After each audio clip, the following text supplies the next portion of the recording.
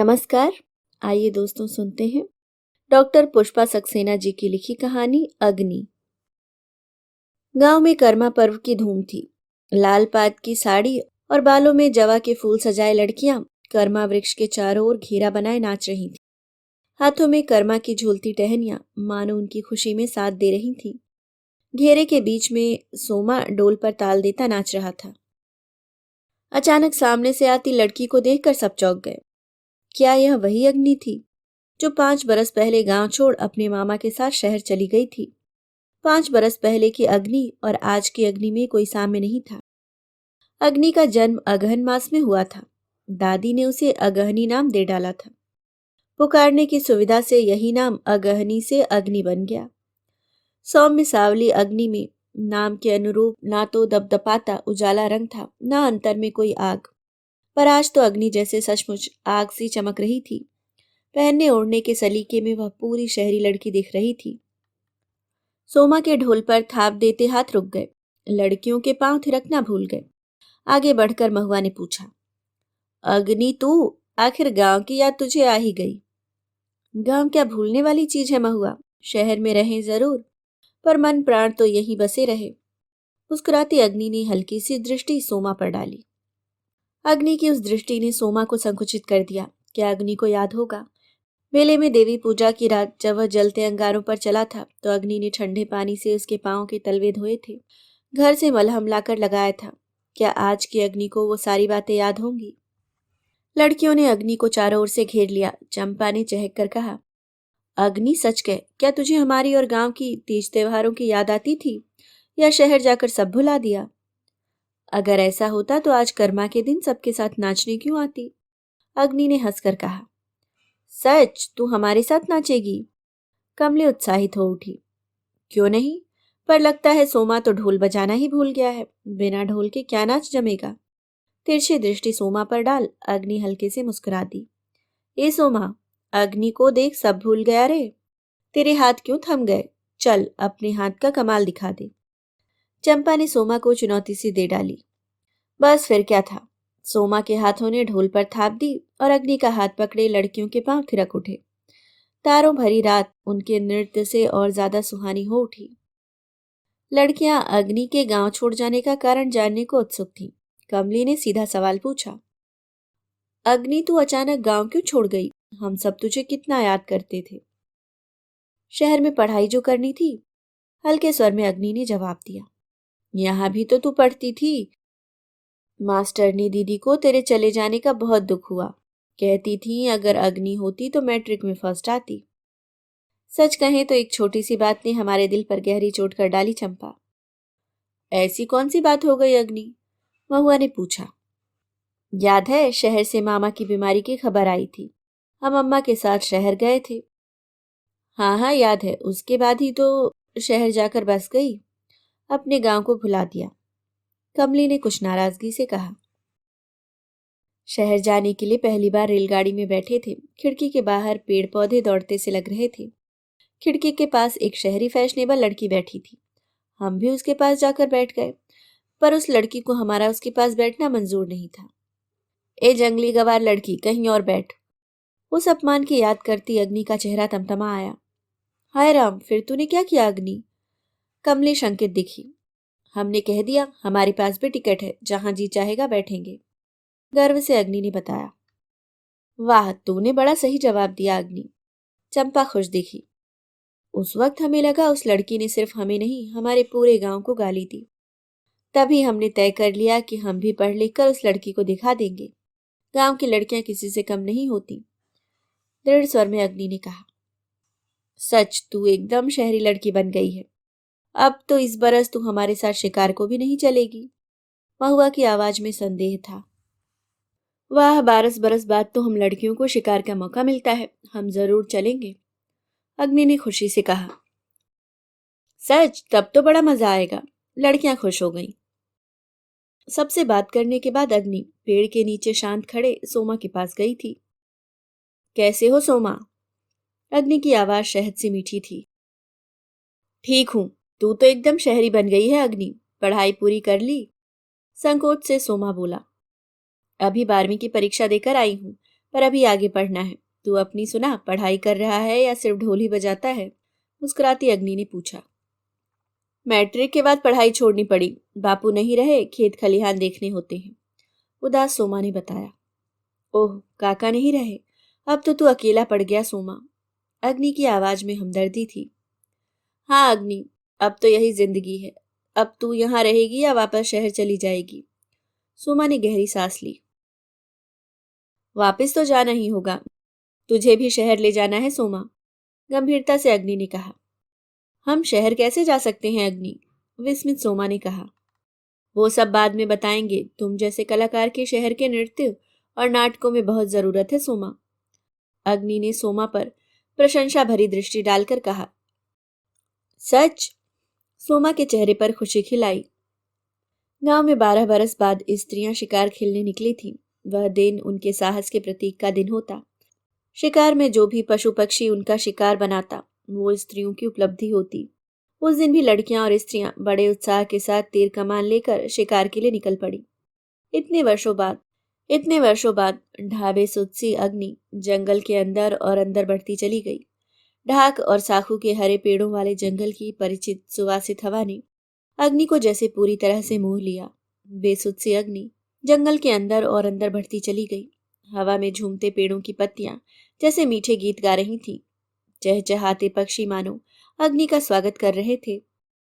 यादों के सपनों में खोई अग्नि को अचानक पीछे से किसी ने जकड़ लिया। अग्नि का सपना टूट गया। बाघ भालू का ख्याल आया ही था कि पुरुष के 2 सबल हाथ देख सच्चाई सामने आ गई। गांव के मनचले लड़के धूमा को पहचानने में देर नहीं लगी। छोड़ दे धूमा, वरना, अग्नि चीखी। वरना क्या कर लेगी अग्नि? अरे तू तो काली संगमरमर है, रानी बनकर शहर में राज करेगी। धूमा धूर्तता से हंसा। अपने को छुड़ाने के प्रयास में अग्नि पर धूमा भारी पड़ रहा था। धूमा की जबरदस्ती बढ़ती जा रही थी। उत्तेजना से मुंह लाल हो रहा था। अचानक कोहनी से वार कर अग्नि ने अपने को मुक्त कर लिया। कमर में खुशी हंसियां निकाल धूमा के आगे बढ़ते हाथ पर पूरी ताकत से अग्नि ने वार कर दिया। पीड़ा से धूमा चीख पड़ा। हाथ के गहरे घाव से खून की धारा बह चली। लग रहा था शायद हाथ कट ही गया था। हाय, मार डाला। तू औरत नहीं, राक्षसी है री। धूमा कोस रहा था। ठीक समझा धूमा, अपनी रक्षा के लिए औरत को दुर्गा बनना ही पड़ता है।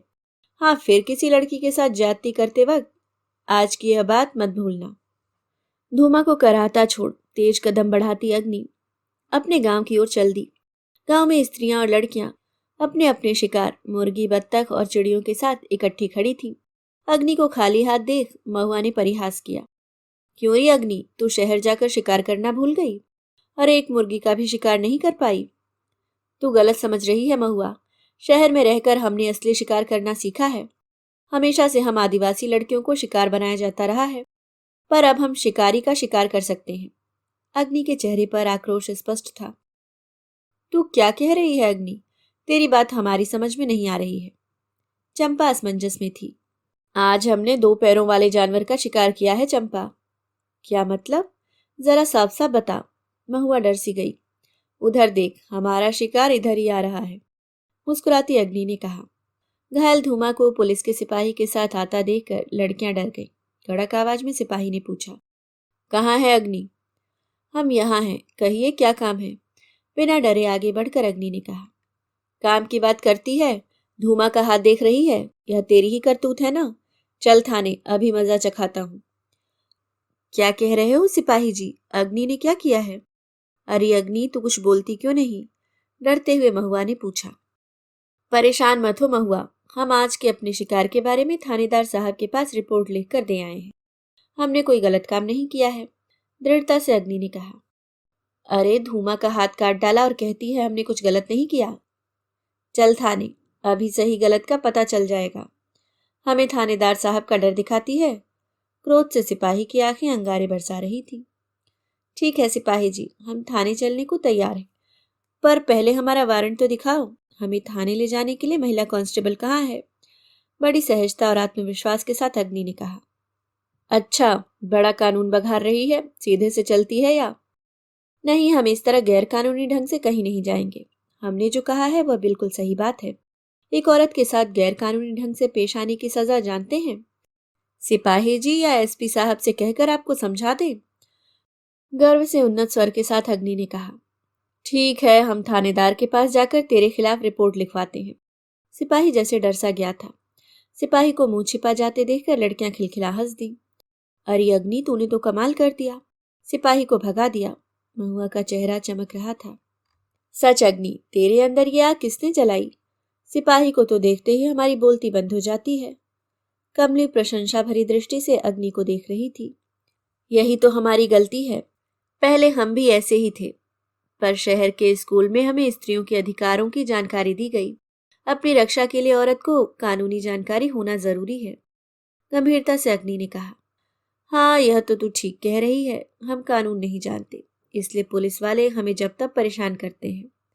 उदासी से चंपा ने कहा। एक बात बता, क्या तूने सचमुच थाने में रिपोर्ट लिखाई है अग्नि? महुआ ने जानना चाहा। हाँ महुआ, सिर्फ गांव में ही नहीं, शहरों में भी भोली भाली आदिवासी लड़कियों का यौन शोषण किया जाता है। तुम्हें नहीं पता, कभी कभी शहर में काम दिलाने के नाम पर इन लड़कियों को बेच दिया जाता है, उनकी जिंदगी बर्बाद कर दी जाती है। हमने इसी बात के लिए धूमा के खिलाफ रिपोर्ट लिखाई है। धूमा ने क्या ऐसा कोई काम किया है अग्नि? उसने हमें काला संगमरमर कहा, तभी हम समझ गए वह लड़कियों की दलाली करता है। अग्नि ने क्रोध से कहा। काला संगमरमर, इससे तेरा क्या मतलब है अग्नि? कमली विस्मित थी। शहर में काली आदिवासी लड़की को काला संगमरमर का नाम देकर ज्यादा पैसे वसूले जाते हैं। हमने थाने में धूमा के खिलाफ हमारे साथ जबरदस्ती करने की कोशिश और लड़कियों की दलाली के इल्जाम की रिपोर्ट लिखाई है। अग्नि ने होठ भींचकर कहा। हाँ, अभी 2 महीने पहले ही धूमा गांव से 7-8 लड़कियों को शहर ले गया था, चंपा ने बताया। तब तो उन लड़कियों का पता लगवाना जरूरी है, इस बारे में एसपी साहब से बात करनी होगी। तू तो शहर जाकर बड़ी होशियार बन गई अग्नि। महुआ अग्नि को मुग्ध दृष्टि से देख रही थी। काश हम भी तेरी तरह ज्ञानी बन पाते। कमली के चेहरे पर हल्की सी निराशा थी। घबराओ नहीं, तुम सबको भी हम शहर ले चलेंगे। अग्नि के चेहरे पर विश्वास था। ऐसे कैसे हो सकता है अग्नि? चंपा उत्सुक हो उठी। शहर में नीला दीदी की नाटकशाला है, उनकी इस नाटकशाला में हम आदिवासी नृत्य प्रस्तुत करेंगे। शहरों में हमारी कला का बहुत सम्मान है, गर्व से अग्नि ने बताया। क्या तू सच कह रही है? हम शहर देख सकेंगे? कितना मजा आएगा। ताली बजाती महुआ हंस रही थी। पर सोमा के ढोल के बिना हम कैसे नाचेंगे अग्नि? कमली सोच में पड़ गई। अरे, क्या अग्नि अपने सोमा को भुला सकती है? क्यों अग्नि, ठीक कहा ना? महुआ ने परिहास किया। ठीक कहती है महुआ, हम सोमा को कभी नहीं भूल सकते। सोमा को एक नई जिंदगी दिलाना हमारा संकल्प है। अग्नि गंभीर थी। हम जान गए, हमारी अग्नि कुछ नहीं भूली है। फिर सोमा तो उसके बचपन का साथी है। अग्नि को प्यार भरी नजर से देखती चंपा ने कहा। हाँ अग्नि, हम दिखा देंगे। हम काला संगमरमर कहलाने वाली लड़कियां बहुत कीमती हैं, हमें खरीदने की औकात किसी में नहीं है। दृढ़ स्वर में महुआ ने कहा। वाह, तू तो बड़ी जल्दी अपनी ताकत पहचान गई। अब सारा आकाश हमारी मुट्ठी में जरूर आ जाएगा। अग्नि की आंखों में आशा की चमक थी। जरूर अग्नि, तूने जो नई राह सुझाई है उस पर चलने की हम शुरुआत जरूर करेंगे। चलो इसी बात पर आज एक नाच हो जाए। अग्नि उठ खड़ी हुई। एक दूसरे का हाथ पकड़ घेरा बनाए लड़कियों के गीत और नृत्य से दिशाएं गुंजरित हो उठी। अभी आप सुन रहे थे डॉक्टर पुष्पा सक्सेना जी की लिखी कहानी अग्नि।